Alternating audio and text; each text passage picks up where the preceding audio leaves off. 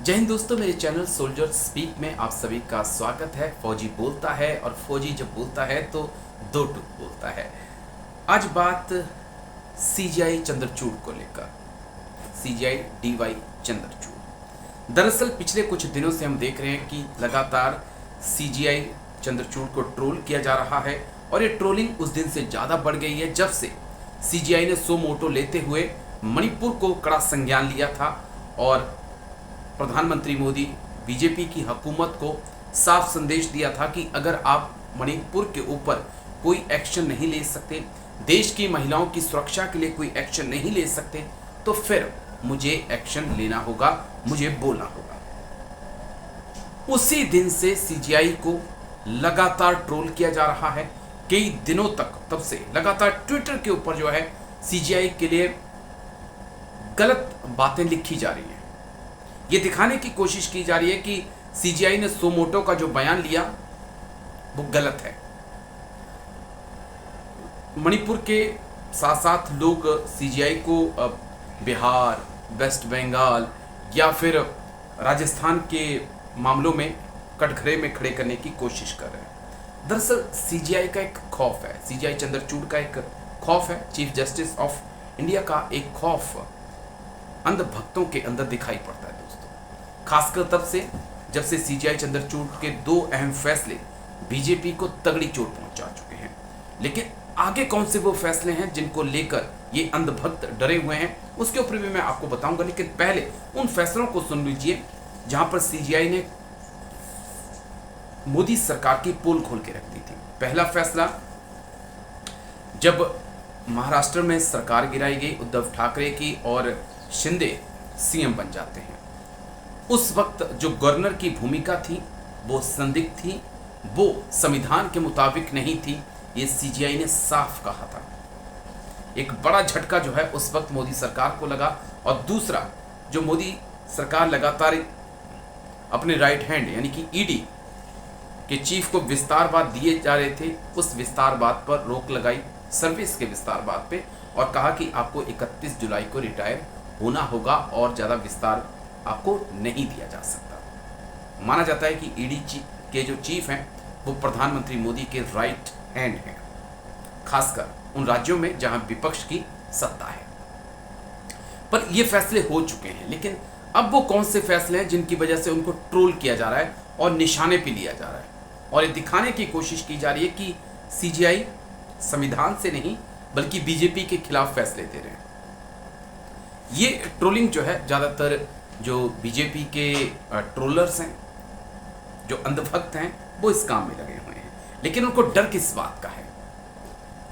3 से 4 ऐसे केस हैं जिनकी सुनवाई सीजीआई करने वाले हैं, सीजीआई चंद्रचूड़ करने वाले हैं, और वो मोदी सरकार उन केस में कह सकते हैं कि बड़ी कमजोर पिच पे खेल रही है और सरकार को खुद लग रहा है कि वो किसी भी वक्त आउट हो सकते हैं। और अगर इन फैसलों में सीजीआई के फैसले अगर सेंट्रल गवर्नमेंट के खिलाफ जाते हैं तो समझिए कि 2024 के लिए मुश्किलें और बढ़ जाएंगी। मोदी, ये माना जाएगा, एक संदेश जाएगा कि मोदी जी ने जो फैसले लिए थे वो संविधान के खिलाफ थे और एक मनमानी और अपनी विचारधारा को थोपा जा रहा था।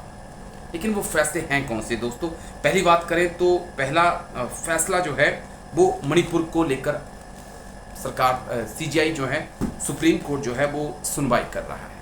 मणिपुर को लेकर 80 दिन हो गए मणिपुर जल रहा है और आपको पता ही है कि मोदी सरकार चुप रही, कुछ नहीं बोला जब तक वीडियो वायरल नहीं हुआ, और तब जाकर वीडियो वायरल हुआ तो मोदी सरकार एक्शन में आई।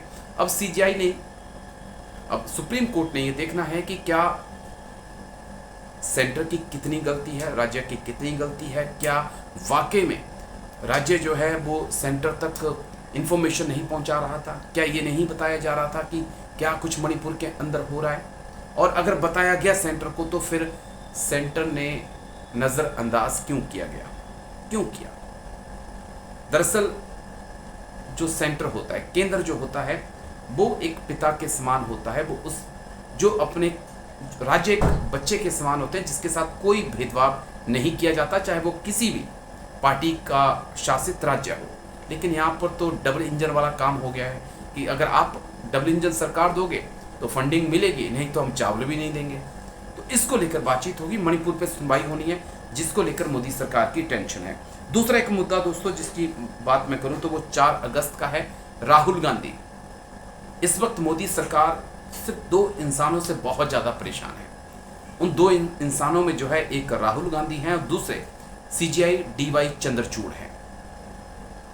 तो राहुल गांधी पे सुनवाई होनी है। गुजरात से आपको पता ही है मानहानि का जो मामला है, लगातार उनका पीछा कर रहा है और पीछा करते करते पूरा मामला अब सुप्रीम कोर्ट पे पहुंच चुका है।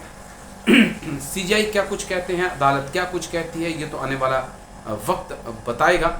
लेकिन इतना जरूर है कि इस फैसले में भी सरकार कह सकते हैं कि कमजोर पिच पे खड़ी है और सरकार को भी ये डर है कि फैसला सुप्रीम कोर्ट में पलट सकता है। तो ये भी एक बड़ी चिंता का कारण है। एक और फैसला जिसके बारे में हम अगर बात करें तो अडानी, तो आपको याद होगा मोदी अडानी भाई भाई, उसके बाद कई हिंडनबर्ग की वो रिपोर्ट आती है, अडानी को कटघरे में खड़ा किया जाता है और सेबी अब जांच कर रही है। उसने भी अपनी रिपोर्ट जो है वो सुप्रीम कोर्ट को सौंपनी है, तो उसके ऊपर भी सुप्रीम कोर्ट जो है सुनवाई करेगा और देखेगा कि कितना भ्रष्टाचार इसमें हुआ नहीं हुआ। और यहाँ भी सरकार की भूमिका संदिग्ध है। ये भी एक बड़ा खौफ जो है कह सकते हैं कि अंधभक्तों के अंदर है कि कहीं चचा फंस ना जाएं। एक और अडानी मामले की जांच के बाद जो है एक और जांच जो है, एक और केस जो है वो इस वक्त सुप्रीम कोर्ट में है। दिल्ली ऑर्डिनेंस का जो मामला, सुप्रीम कोर्ट ने कहा कि दिल्ली की मालिक चुनी हुई सरकार है, लेकिन तब तक केंद्र सरकार एक और ऑर्डिनेंस लेके आ गई और जो तमाम शक्तियां दिल्ली की केजरीवाल सरकार को दी गई थी वो वापस ले ली और खुद मालिक बन के बैठ गई। उसको लेकर भी अब सुप्रीम कोर्ट में द्वारा दिल्ली सरकार पहुंच चुकी है और अब उसका फैसला भी संवैधानिक पीठ करेगी कि क्या जो ऑर्डिनेंस बीजेपी की हुकूमत लाई है वो कितना सही है, कितना गलत है। तो 3 से 4 केसेस हैं जिनको लेकर अंधभक्तों को भी पता है कि केस और बहुत कमजोर पिच पे लड़े जा रहे हैं और इनका फैसला मोदी जी के खिलाफ आ सकता है। और अगर ये फैसला मोदी जी के खिलाफ आता है तो एक संदेश 2024 से पहले हिंदुस्तान में जाएगा कि किस प्रकार से मोदी जी ने संविधान को तार तार करते हुए अपनी मनमर्जी, अपनी मनमानी राज्यों के ऊपर भी थोपी है और तमाम संस्थानों के ऊपर भी थोपी है और किस प्रकार से अपने यारों को, दोस्तों को जबरदस्त फंडिंग कराई गई है।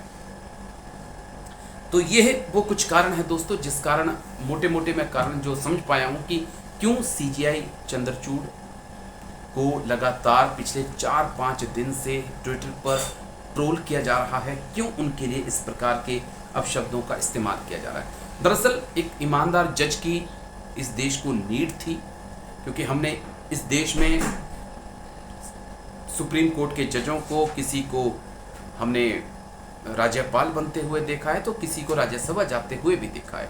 तो एक निष्पक्ष और एक मजबूत और एक ऐसे जज की जरूरत थी जिसके रीढ़ की हड्डी हो, जिसमें बैकबोन हो, और शायद वो झलक DY चंद्रचूड़ में दिखाई पड़ती है। और उनके फैसलों से अंधभक्त जो हैं हिले हुए हैं, उन्हें लगता है कि चचा के खिलाफ ये फैसले गए तो फिर 2024 में क्या होगा।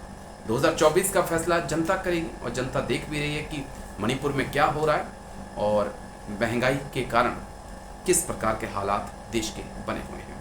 उम्मीद है वीडियो आपको अच्छा लगा होगा। मैंने कोशिश की है कि चीज़ों को अच्छे से आपको समझा सकूं, थोड़ी जो भी मेरे पास जानकारी थी। अगर अच्छा लगा होगा तो लाइक शेयर सब्सक्राइब जरूर करिएगा। नमस्कार, जय हिंद, वंदे मातरम।